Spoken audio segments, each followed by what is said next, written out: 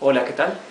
Estamos en nuestra cuarta lección de inglés para hispanohablantes y en esta lección quiero enseñarles los dos verbos principales y más importantes del inglés. Al igual que en español tenemos 4 verbos fundamentales que pueden ser, estar, haber y quizás tener.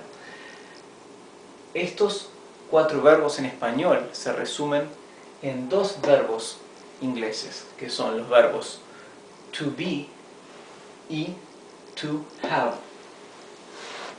¿Por qué digo que estos 4 verbos españoles se resumen en 2 verbos?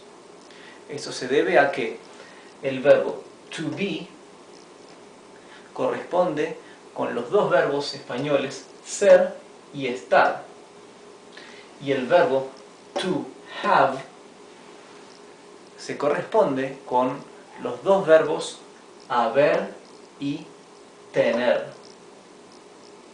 Eso quiere decir que para nosotros que estamos aprendiendo inglés, esto nos facilita la tarea, pues nosotros podemos utilizar el verbo to be indistintamente, ya sea que queramos estar utilizando el verbo ser o estar, y el verbo to have indistintamente para haber y tener.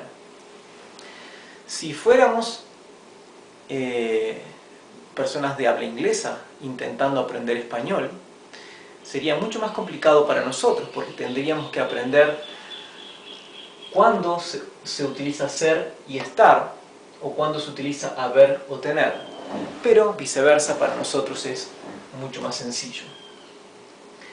Acá veréis que el verbo to be se escribe T-O-B-E,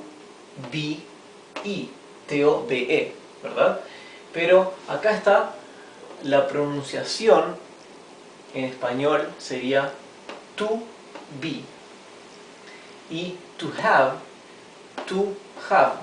Recuerden, sin embargo, que la H inglesa no es totalmente muda como la H del castellano, sino que es como una exhalación. Tiene un sonido suave. To have. Y otra curiosidad es que todos los verbos ingleses en infinitivo llevan una to antes del verbo raíz. Por lo tanto, to be, verbo ser o verbo estar, to have, verbo haber o tener. O sea, siempre comenzamos con la T y la O antes del verbo. Eso indica que el verbo es un infinitivo. Bien, aquí quiero darles 2 ejemplos para cada uno de estos verbos, pero aprenderemos a conjugarlos para cada una de las personas, para cada uno de los pronombres en la siguiente lección.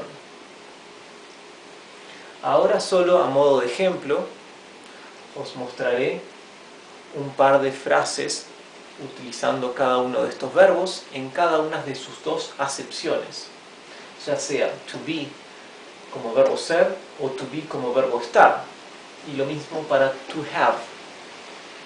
Por ejemplo, I am Mike. Aquí es como lo leeríamos en español para imitar la pronunciación inglesa. I am Mike. Yo soy Mike. Aquí vemos el verbo to be, que se conjuga, es un verbo irregular claramente, que se conjuga para hacer el verbo ser, ¿verdad? Yo soy Mike, verbo ser. Ahora veremos un caso de to be como verbo estar. I am running. I am running. Yo estoy corriendo. ¿Vieron? Es estar. yo estoy corriendo. I am running. Por eso os digo que el verbo to be se usa indistintamente para ambos verbos españoles. Ahora para el verbo to have. To have. Tenemos como verbo haber, podemos decir I have gone.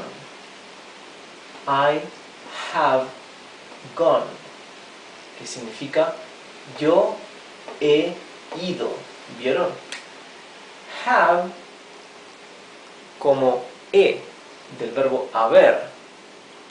Pues, al igual que el verbo haber en la lengua española, el verbo to have en inglés juega el papel de verbo auxiliar cuando traducimos los verbos en ciertos tiempos verbales.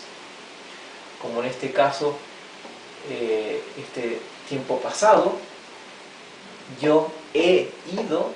Aquí tenemos el verbo haber conjugado en presente. Aquí tenemos el verbo to have conjugado en presente.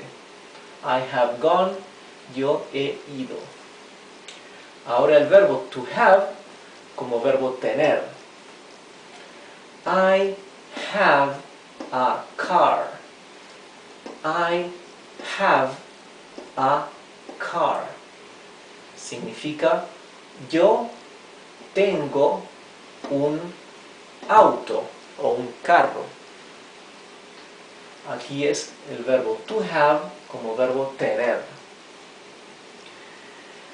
Observad que mientras que en el español podemos omitir muchas veces en el tiempo presente,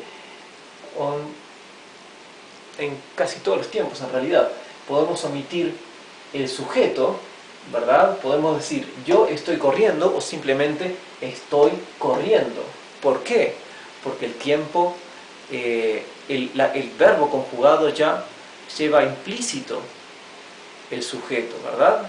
Si yo digo estoy corriendo, el verbo estoy ya indica que es yo y en tiempo presente. Sin embargo, en inglés siempre se debe colocar explícitamente el sujeto.